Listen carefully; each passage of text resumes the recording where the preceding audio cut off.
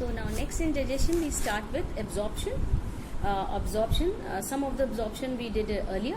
Now this time it is the absorption of different products. So we begin with absorption of carbohydrates.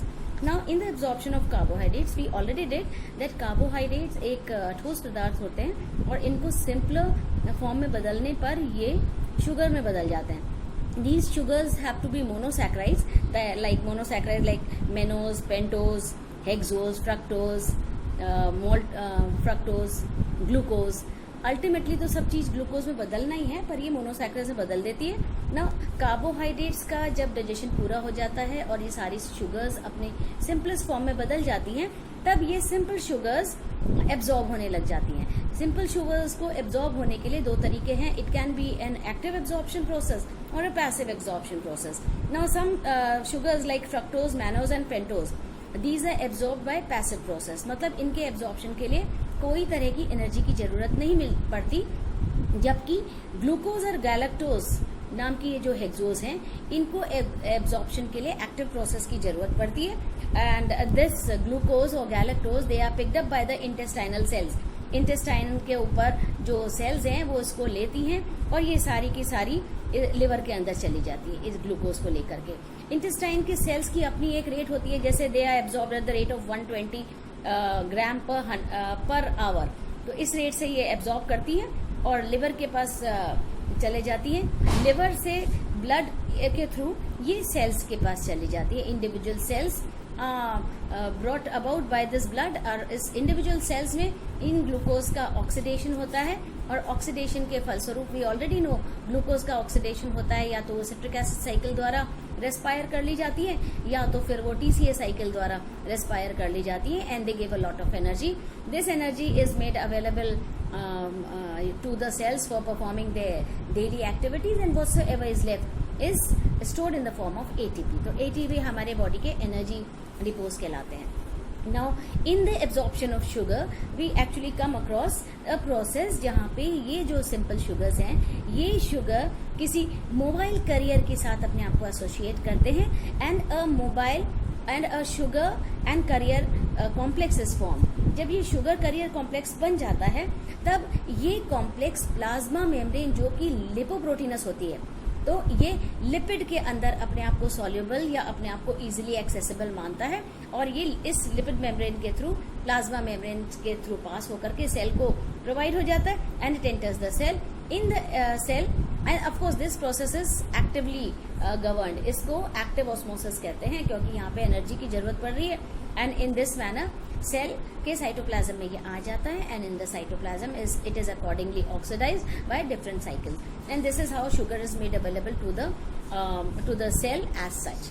Next type of transport of sugar is कि ये जो sugar है ये phosphoric acid के साथ मिल करके, मतलब ये एक अनदर हाइपोथेसिस है कि आप पहली वाली मान लीजिए या ये वाली मान लें. शुगर ये फॉस्फोरिक एसिड के साथ मिल करके एक हेक्सोफॉस्फेट बनाता है. ये हेक्सोफॉस्फेट बाद में ब्लड के थ्रू ट्रांसपोर्ट हो जाता है और ब्लड के थ्रू ट्रांसपोर्ट होने से पहले इसका रिडक्शन हो जाता है एंड शुगर सिंपलर फॉर्म में रिड्यूस हो जाती है, जिससे कि ये लिपिड बैरियर को आराम से क्रॉस कर सके. Now so this is how sugars are pass. So sugars are absorbed. Sugars जो कि कार्बोहाइड्रेट के मेटाबॉलिज्म और डाइजेशन का अल्टीमेट ब्रेकडाउन प्रोडक्ट होता है और वो इजीली बॉडी को अवेलेबल हो जाता है. Second type of product to be absorbed are protein. Protein हमने जैसे पहले ही कहा था, proteins are nothing but they are build up of amino acid.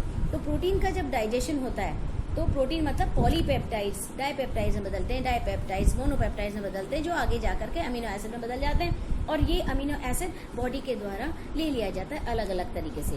वैसे तो अलग अलग जगह, जैसे कि गैस्ट्रिक जूस के अंदर भी पेप्सिन एंजाइम है, रेनिन एंजाइम पेप्सिन एंजाइम है, देन इंटेस्टाइन के अंदर है, ड्यूरेनम के अंदर है, पैनक्रियाटिक जूस के अंदर है. ये पेप्सिन या प्रोटियोलाइटिक एंजाइम जहां जहां होती है वहां वहां ये प्रोटीन को तोड़ने का काम करती है.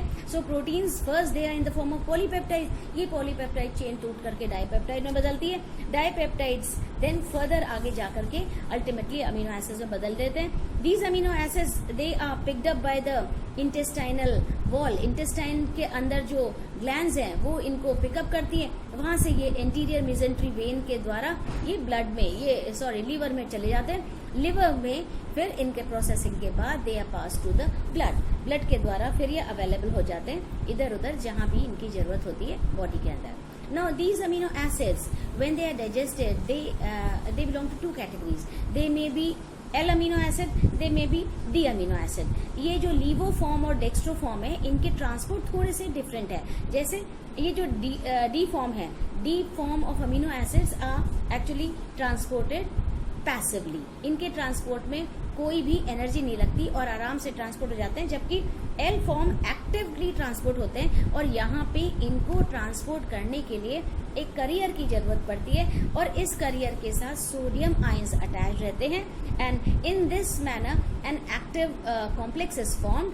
और स्पेशली विटामिन B6 का जो एब्जॉर्प्शन है ये इस प्रोसेस के द्वारा पूरा होता है। So this is how amino acids are transported actively and ये जो चेन है प्रोटीन की ये डाइपेप्टाइड में और सिंगल अमीनो एसिड्स में बदल जाती है and as such it is absorbed by the body in different manner according to the type of amino acid. Now this is how proteins are absorbed. Now last forms carbohydrates, last तो नहीं लेकिन another forms of products to be absorbed fats. Fats वैसे हमने पहले ही कहा था, ये जो फैट्स या वैक्सेस है इनका जो अल्टीमेट ब्रेकडाउन प्रोसेस होता है इसको हम कहते हैं ये फैटी एसिड या ग्लिसरॉल में बदल जाता है या फिर डाइग्लिसराइड ट्राइग्लिसराइड किसी में बदल जाता है। अब ये तो अंडरस्टूड है कि जब फैट ग्लिसरॉल में बदलता है तो ग्लिसरॉल एक्चुअली पानी में घुलनशील होता है, तो ग्लिसरॉल के एब्जॉर्प्शन में तो कोई दिक्कत आती नहीं है because glycerol is soluble in water. Now as far as fatty acids are concerned, then fatty acid may be of two types. They may be high molecular weight fatty acid or they may be low molecular weight fatty acid. जो low molecular weight fatty acid होते हैं they are actually soluble in water. और क्योंकि ये soluble है water में इनके absorption में कोई खास दिक्कत आती नहीं है तो they are absorb. As far as the higher molecular weight fatty acids are concern इनके एब्जॉर्प्शन में एक्चुअली लिम्फेटिक टिश्यू सामने आता है। So these are absorbed by the lymphatic system. Lymphatic vessels इनको एब्जॉर्ब करती है और लिम्फेटिक सिस्टम के अंदर ये ले जाए जाते हैं जहां से अल्टीमेटली ऑब्वियसली ये लिवर के अंदर जाएंगे। नाउ थोरैको लिम्फेटिक डक्ट इनको लिवर के अंदर लेके जाती है। लिवर के अंदर जाने के बाद ये जो फैटी एसिड हैं, जो heavy fatty acid, higher molecular weight fatty acid, they are broken down. और ये ब्रोकन डाउन क्योंकि फैट को डाइजेशन कब होगा जब वो इमल्सिफाई होंगे, तो they are broken down into small products जिनको हम माइक्रोन्स कहते हैं। ये माइक्रोन्स एक्चुअली काइलोमाइक्रोन्स में बदल जाते हैं। Chylomicrons fat globules. ये काइलोमाइक्रोन्स जो ब्रेकडाउन प्रोडक्ट्स होते हैं फैटी एसिड्स के, फैटी एसिड के, they are also known as micelles. तो फैट जब तक माइसेलर फॉर्म में आता है दिस मीन्स उनका इमल्सिफिकेशन हो जाता है। और पहले आपको अगर याद होगा तो अपन ने कहा था कि लिवर के अंदर बाइसॉल्स होते हैं, सोडियम ग्लाइकोकोलेट एंड सोडियम टोरोकोलेट। इनका बहुत बड़ा कंट्रीब्यूशन होता है कि ये डाइजेस्ट करते हैं फैट को, और फैट को तभी डाइजेस्ट किया जा सकता है जब वो इमल्सिफाई होते हैं। So liver has both the contribution, it also gives those salts and it forms this micelles. और एक बार माइसील्स बन जाते हैं तो माइसील एज सच एब्जॉर्ब हो जाते हैं लिवर की सेल्स के द्वारा। और अगर कहीं ये रुक जाते हैं, है ना, इनका ऑब्स्ट्रक्शन हो जाता है क्योंकि लिवर के अंदर बाइल पाई जाती है, गॉल ब्लैडर पाया जाता है। गॉल ब्लैडर का सिक्रेशन बाइल कहलाता है। जहां भी लिवर के अंदर इस प्रकार का कोई ऑब्स्ट्रक्शन होता है तो हम इसको बाइलरी ऑब्स्ट्रक्शन का कारण मानते हैं, जो एक डिजीज का कारण हो जाता है। मतलब it manifest itself in the form of a disease.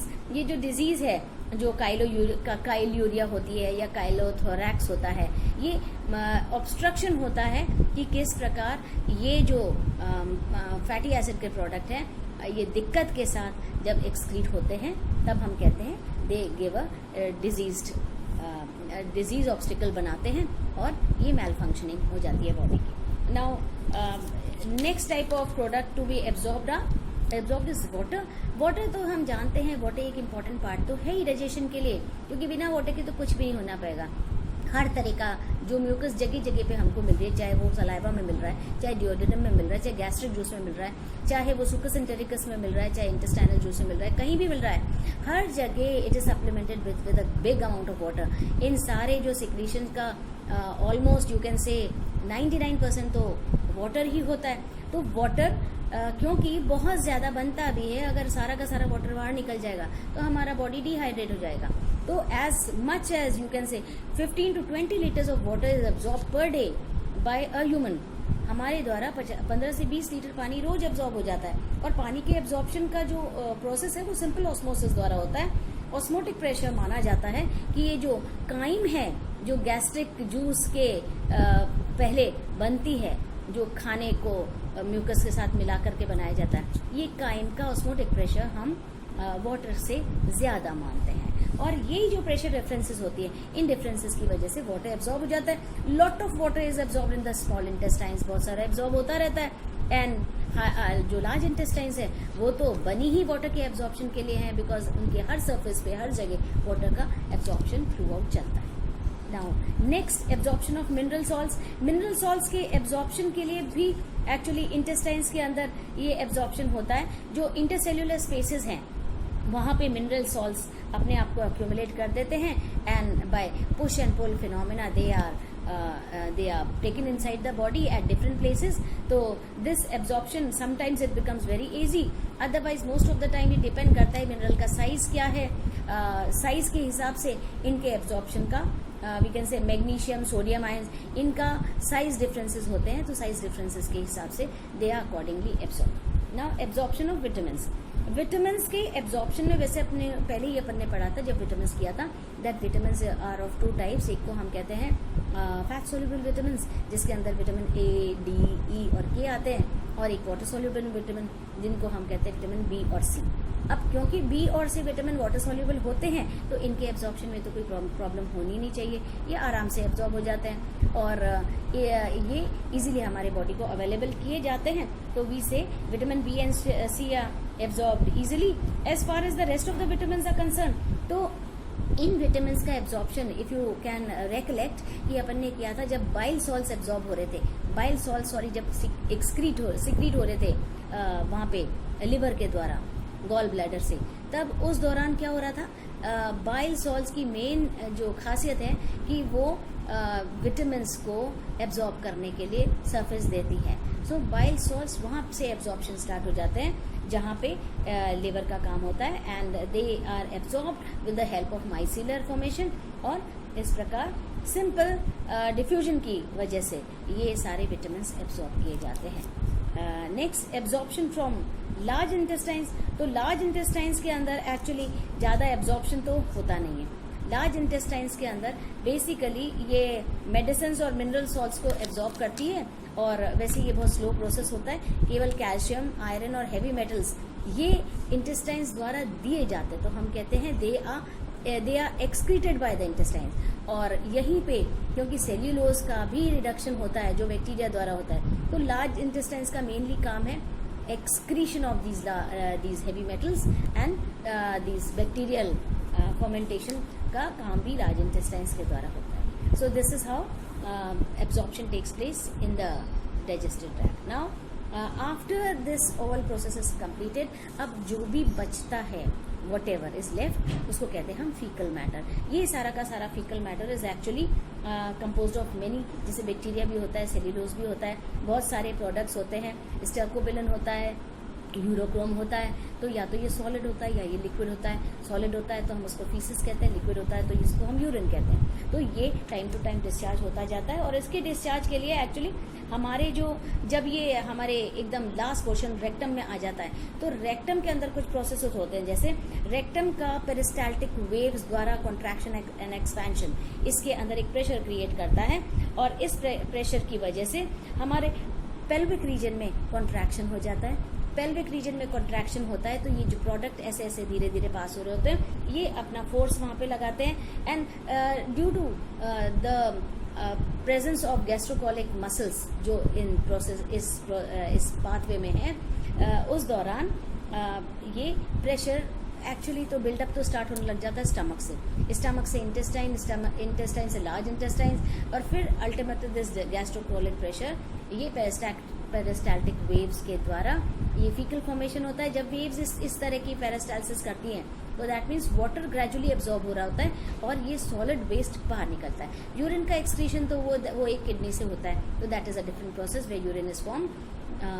this solid waste is excreted through anus, so this ultimately happens because जो food product काम में नहीं आता उसको हम poisonous मानते हैं, उसको हम harmful मानते हैं अपने body के लिए, और उसको body से निकालने का हमारा main मकसद होता है।